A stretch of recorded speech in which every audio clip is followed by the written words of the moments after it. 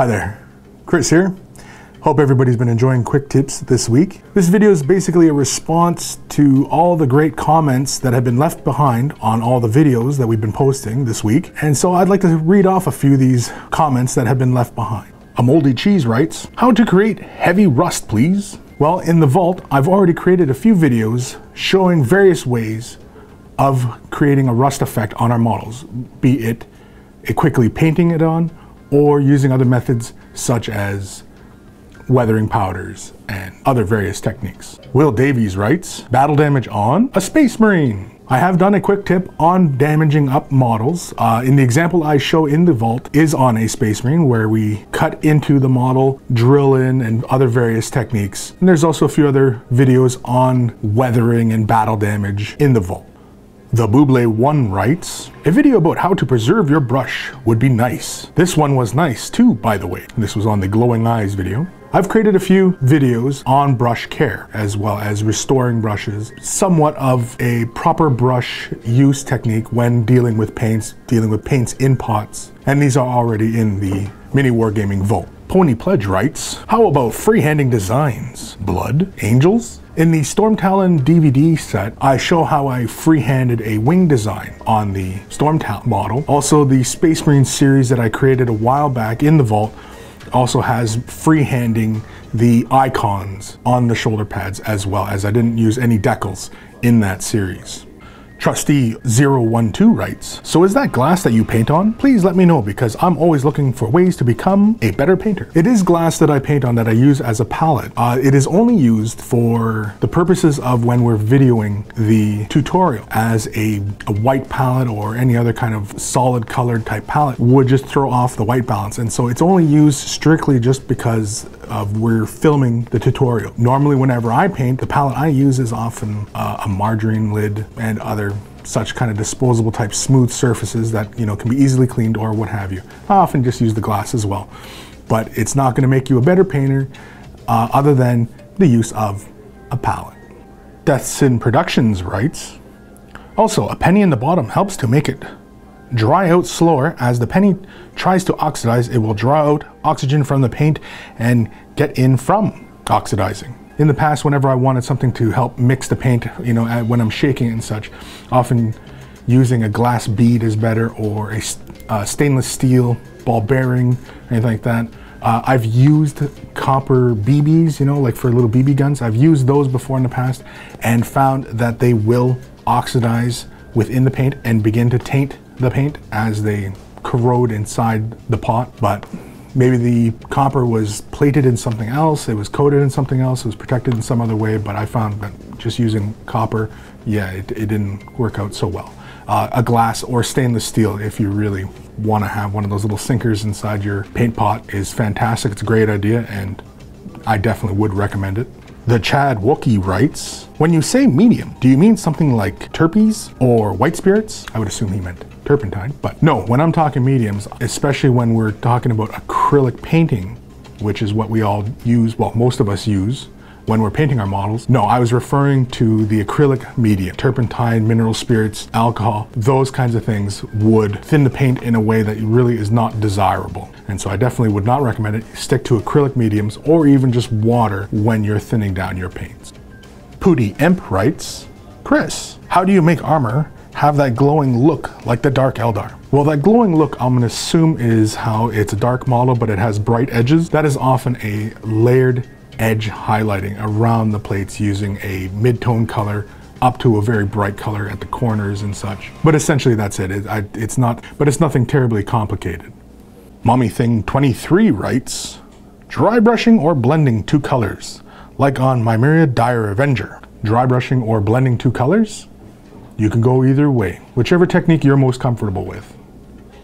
I'm Ragdoll writes, how to paint scales on models and make the gap between them look nice. Well, when dealing with scales, often the easiest and the most effective way really is dry brushing them. If you're very comfortable with your dry brushing, then should be no problem at all. Nicholas Van Oost writes, is it always better to prime everything black? Short answer, no. Long answer, yes.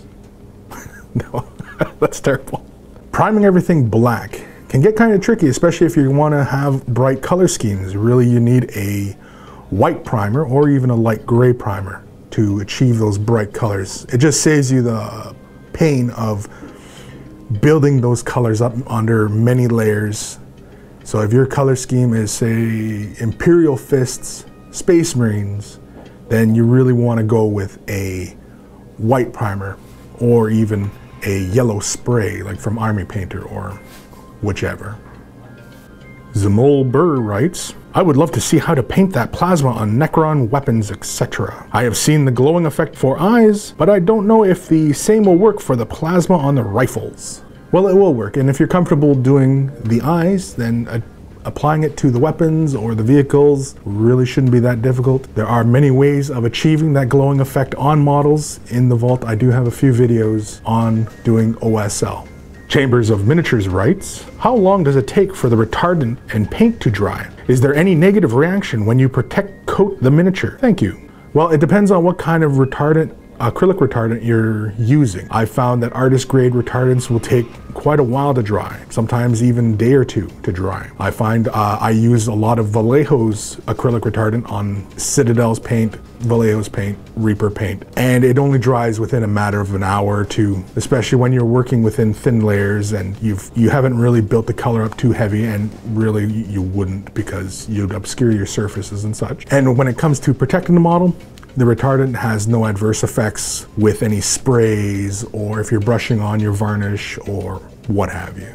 Jason Beardsley, Kris, do you use Citadel paints exclusively? What are some pros and cons of the top brands of paints? No, I don't use Citadel paints exclusively, but they are readily available, so often they are the ones that I work with the most. And for a lot of beginners, it's typically the paint brand that a lot of people start out with. It's really appealing to the masses, so to speak, when dealing with that. I do prefer Vallejo, as I do find that the thinner consistency of the paint with the strong pigment is just far better when layering and base coating and all around generally painting. As far as a pro and con of the paint lines, I do have a video on that as a quick tip. Guess where? Alex Manbeck writes, what is that desktop made of?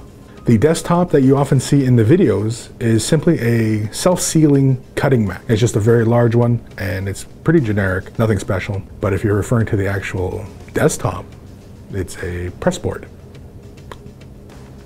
Chochol Master writes, would you show us how to paint violet veins under pale skin? That's actually a very interesting one. I sort of touched on that one way back on the Ogre DVD that I painted a while ago, where we sort of simulated the coloration of the vein under the flesh. But doing something like that, say for example, like a vampire or something like that, yeah, that'd be very interesting. In fact, I might have to make one.